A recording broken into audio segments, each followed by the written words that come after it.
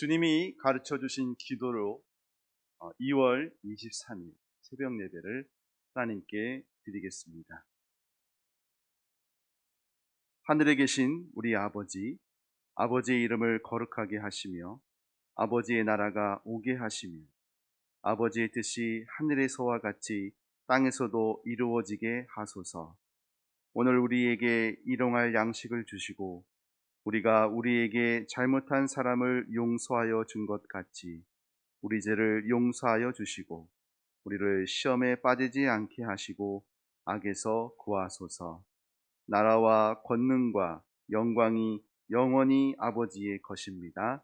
아멘. 나의 사랑, 나의 어여쁜 자야, 일어나서 함께 가자. 2021년 왕림교회 표입니다. 하나님께서 여러분과 함께 하신 귀한 은혜가 날마다 우리 가운데 있기를 축복합니다. 창 1613 하이, 하갈이 자기에게 이르신 여호와의 이름을 나를 살피시는 하나님이라 하였으니 이는 내가 어떻게 여기서 나를 살피시는 하나님을 배웠는고 함이라. 이번 주 하가다 말씀입니다. 나를 살피시는 하나님, 나를 만나주시는 그 하나님을 만나신 은혜의 자리가 바로 여러분이 계신 그곳이 되기를 주님의 이름으로 축복합니다. 오늘 우리가 함께 나눌 말씀은 마태복음 16장 1절에서 12절 말씀입니다. 생명의 삶 어제 본문인데요.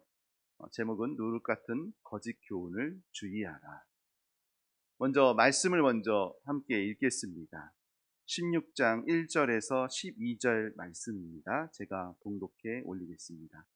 바리새인과 사두개인들이 와서 예수를 시험하여 하늘로부터 오는 표적 보이기를 청하니 예수께서 대답하여 이르시되 너희가 저녁에 하늘이 붉으면 날이 좋겠다 하고 아침에 하늘이 붉고 흐리면 오늘은 날이 굳겠다 하나니 이는 너희가 날씨는 분별할 줄 알면서 시대의 표적은 분별할 수 없느냐. 악하고 음란한 세대가 표적을 구하나 유나의 표적밖에는 보여줄 표적이 없느니라 하시고 그들을 떠나 가시니라. 제자들이 건너편으로 갈새 떡 가져가기를 잊었더니 예수께서 이르시되 삼가 바리새인과 사두개인들의 누룩을 주의하라 하시니 제자들이 서로 논의하여 이르되 우리가 떡을 가져오지 아니하였도다 하거늘 예수께서 아시고 이르시되 믿음이 작은 자들아 어찌 떡이 없으므로 서로 논의하느냐. 너희가 아직도 깨닫지 못하느냐. 떡 5개로 5,000명을 먹이고 주운 것이 몇 바구니며 떡 7개로 4,000명을 먹이고 주운 것이 몇 강줄이었는지를 기억하지 못하느냐. 어찌 내 말한 것이 떡에 관함이 아닌 줄을 깨닫지 못하느냐.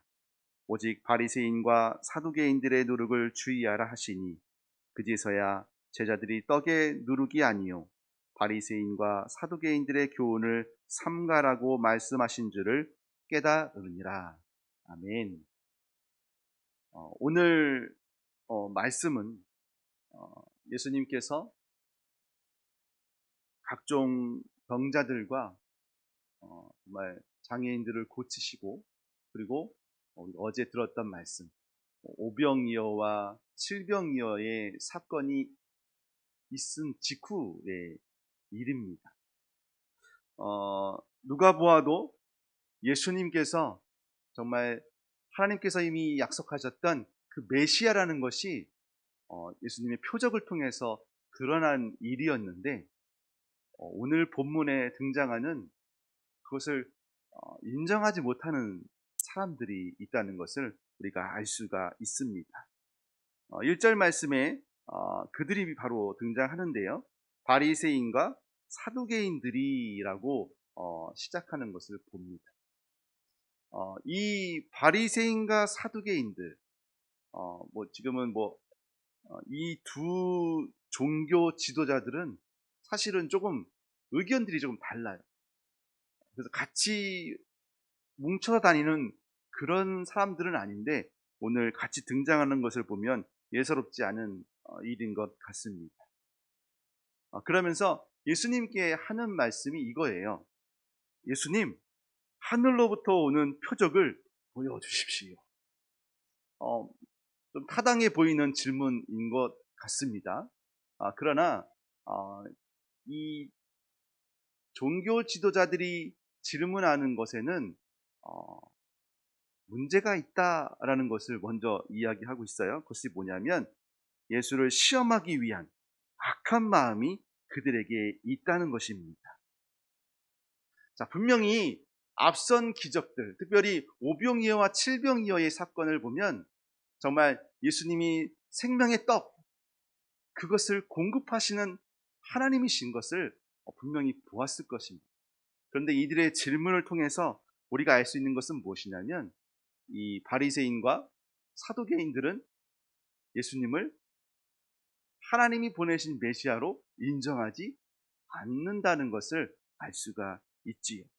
그러시면서 예수님께서 말씀하십니다. 야, 너희들은 일상에서 일어나는 현상들을 통해서 이렇게 되겠구나. 이런 거구나. 라는 것을 알면서 왜 내가 말한 것, 이 내가 행한 이 표적들을 너희들을 인정하지 않느냐라고 말씀하시는 것처럼 보입니다. 자, 왜 바리새인과 사두개인들이 이렇게 예수님을 걸고 넘어지려고 할까요? 그것은 그들이 가지고 있던 종교적인 배경에 있습니다. 그들은 종교 지도자들로서 존경받는 자리에 있었다는 것을 여러분이 잘 아실 겁니다. 그런데 그 존경받는 자리에서 예수님께서 그들을 끌어내시는 것으로 그들이 여겼기 때문입니다.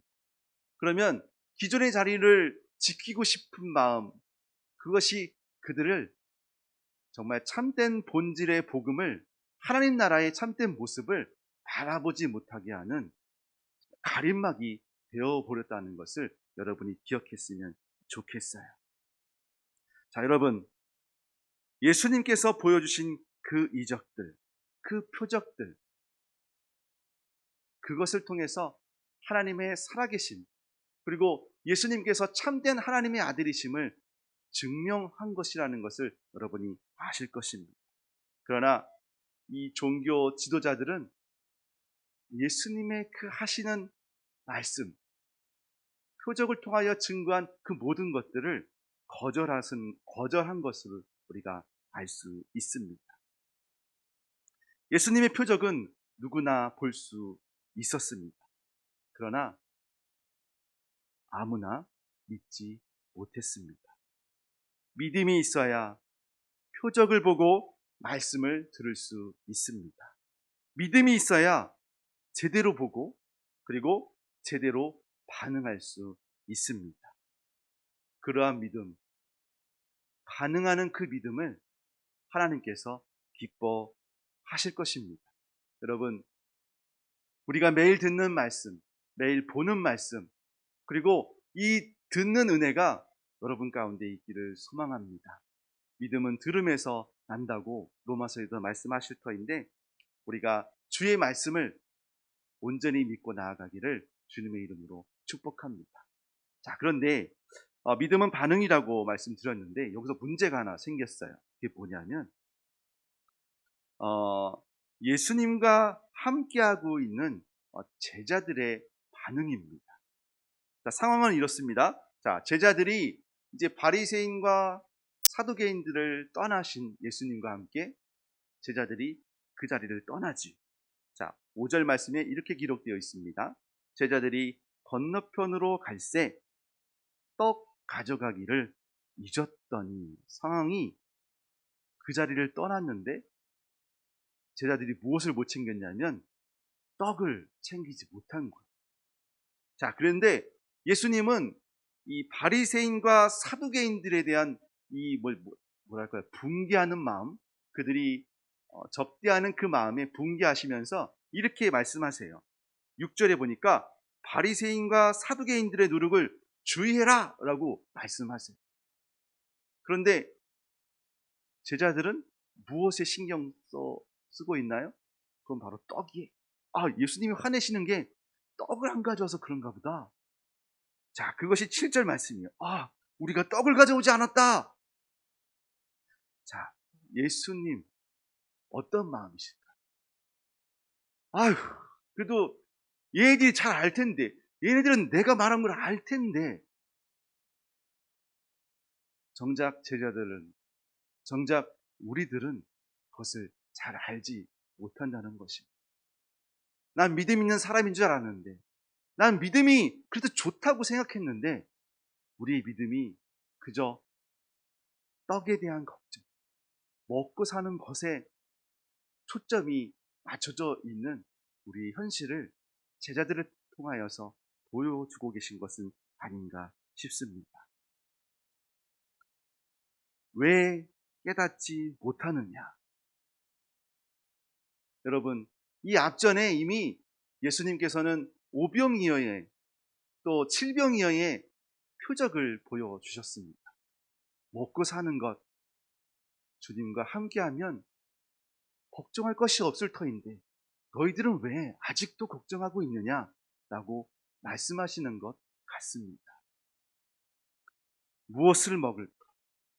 무엇을 마실까? 무엇을 입을까 하는 그 걱정 때문에 정작 예수님이 보여주시는, 하나님이 우리에게 보여주시는 그 하나님 나라를 보지 못하고 있는 것은 아닌가 생각해 봅니다. 제자들의 모습은요, 어쩌면 바리새인과 사두개인들의 모습과도 같을 수 있습니다. 공통점은 하나님을 제대로, 예수님을 제대로 바라보지 못한다는 것이죠. 그러나 여러분, 차이점이 있습니다. 그것은 무엇이냐면 예수님은 바리새인과 사두개인을 떠나셨지만 믿음이 작다고 하여서 제자들을 떠나지 않으셨다는 것을 기억하셨으면 좋겠습니다.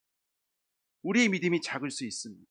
그러나 주님은 우리를 떠나지 않으시고 여전히 우리와 함께 하시고, 그리고 그 믿음이 자라기를 바라시며 말씀하시고 권면하시고, 그리고 표적과 기적을 통한 정말 내가 이해할 수 없는 그 상황 가운데서 우리를 만나 주신다는 것을 우리가 기억했으면 좋겠습니다. 오늘 어떤 예수님을 만나기를 원하십니까?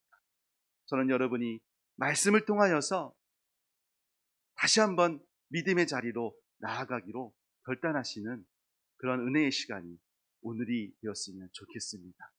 말씀이 여러분을 살아나게 하실 것입니다. 성령께서 여러분을 도우실 것입니다. 어느 자리에 무슨 일을 하든 우리의 초점이 주님께로만 향해져 있다면, 우리의 초점이 하나님 나라에 맞춰져 있다면 우리의 삶을 통하여 역사하실 그 하나님, 그 하나님이 우리를 도우실 것입니다. 그 도우시는 하나님을 오늘 만나시기를 주님의 이름으로 축복합니다. 함께 기도하겠습니다. 먼저 그의 나라와 의를 구하는 자에게 주님이 모든 것을 채워주실 것을 믿습니다. 주님께로 우리의 시선을 두게 하여 주시옵시고, 하나님이 우리에게 주시는 그 은혜, 그 믿음이 우리에게 갑절로 더해지는 은혜가 있게 하여 주시옵소서. 주님을 온전히 바라보기를 원하는 믿음의 성도들, 믿음의 삶 가운데 주님, 그 앞을 가로막고 있는 욕심과 아버지 정말 근심과 걱정들을 주님께 맡겨두게 하여 주시옵시고, 주님께서 주시는 참된 평안과 위로와 회복이 우리 믿음의 성도들의 삶 가운데 온전히 임하게 하여 주시옵소서. 예수 그리스도의 은혜와 하나님의 크신 사랑하심과 성령 하나님의 깨닫게 하심이 우리를 위해 지금도 일하시는 하나님을 바라보며 은혜의 자리, 믿음의 자리로 다시 나아가기로 결단하는 성도들 위해 영원토록 함께 하시기를 축원하옵나이다. 아멘.